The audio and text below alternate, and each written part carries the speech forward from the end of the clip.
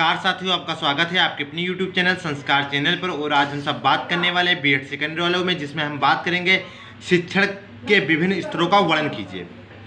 जिसमें शिक्षण के स्तर की दृष्टि से शिक्षण कितने प्रकार का होता है, प्रत्येक स्तर का संक्षिप्त वर्णन परिचय दीजिए। शिक्षण के स्तर से आप क्या समझते हैं, ये कितने प्रकार के होते हैं, ये क्वेश्चन आएगा तो इसका जवाब होगा शिक्षण एक जटिल प्रक्रिया है जो किसी उद्देश्य की प्राप्ति के लिए की जाती है। सामान्यतः इसका उद्देश्य विद्यार्थियों के व्यवहार में वांछित परिवर्तन करना है। व्यवहार परिवर्तन के लिए शिक्षक की प्रक्रियाओं में विद्यार्थियों को अधिगम अनुभव दिए जाते हैं। अधिगम अनुभव साधारणतः किसी पाठ वस्तु या प्रकरण से संबंधित होते हैं। एक ही पाठ्य वस्तु को विद्यालय में विभिन्न स्तरों पर पढ़ाया जाता है, क्योंकि पाठ्य वस्तु का अपना कोई स्वरूप होता है जिससे शिक्षण के विभिन्न उद्देश्यों की प्राप्ति की जा सकती है। इस प्रकार अधिगम को विभिन्न स्तरों को प्रभावित किया जाता है। यह ध्यान देने की बात है कि किसी भी पाठ्यक्रम को शिक्षण विचारहीन स्थिति से लेकर विचारपूर्ण स्थिति तक विस्तृत कर सकता है। अर्थात शिक्षण के ज्ञान के उद्देश्यों से मूल्यांकन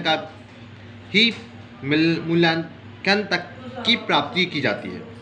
अतः शिक्षण अधिगम की परिस्थितियों को एक साथ के रूप में विचारहीन से लेकर विचारपूर्ण क्रियाओं की अवस्थाओं या स्तरों में विभाजित किया जा सकता है। उदाहरण के लिए हिंदी में सूरदास के पद प्राथमिक स्तर से लेकर उच्च स्तर तक पढ़ाए जाते हैं। हर स्तर पर उद्देश्य भिन्न भिन्न होते हैं। किसी स्तर पर कंठस्थ करने पर, किसी स्तर पर समझने पर, किसी स्तर पर सूक्ष्म रूप से विचार करने पर बल दिया जाता है। विज्ञान ने शिक्षण अधिगम की परिस्थितियों को निम्नलिखित 3 स्तरों में विभाजित किया है: स्मृति स्तर, अवबोध स्तर, प्रावर्तन स्तर। स्मृति स्तर यह शिक्षण के स्तर के प्रथम अवस्था। स्मृति स्तर विचारहीन प्रक्रिया होती है। इसमें तथ्यों तथा सूचनाओं को याद करना मुख्य होता है। इस स्तर पर अध्यापक का उद्देश्य छात्रों की स्मृति का विकास करना होता है। वह स्मृति के आवश्यक तत्वों, अधिगम, धारण, प्रत्यास्मरण तथा अभिज्ञान के विकास के लिए विभिन्न रीतियों का प्रयोग करता है। अवबोध स्तर अवबोध स्तर का शिक्षण स्मृति के शिक्षण के से आगे की अवस्था है। इस स्तर के शिक्षक के लिए यह आवश्यक है कि पहले स्मृति स्तर का शिक्षण हो चुका हो।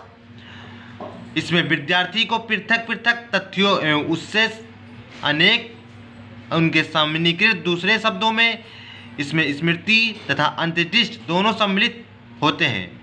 बोध स्तर का शिक्षण करते समय शिक्षक तथा विद्यार्थी दोनों ही पाठ के विकास में सक्रिय रूप से भाग लेते हैं।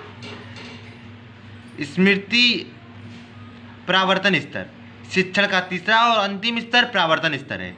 यह प्रथम 2 स्तरों से अधिक महत्वपूर्ण है, क्योंकि इसमें स्मृति तथा अवबोध दोनों सम्मिलित होते हैं।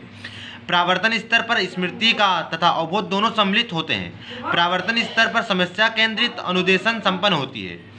इस स्तर की शिक्षण परिस्थिति में विद्यार्थी पूर्ण तन्यता के साथ एकजुट होकर किसी समस्या के समाधान हेतु लग जाते हैं। वे परंपरागत ढंग से ना सोचकर कल्पना एवं सर्वजनात्मक चिंता का सहारा लेते हैं। विविध परिस्थितियों का सम्यक अन्वेषण करने एवं उनके विद्यमान समस्याओं का हल प्राप्त करने के लिए अग्रसर होते हैं। अगर आप सभी को चैनल अच्छा लगा तो प्लीज़ लाइक सब्सक्राइब कीजिए। Thanks for watching.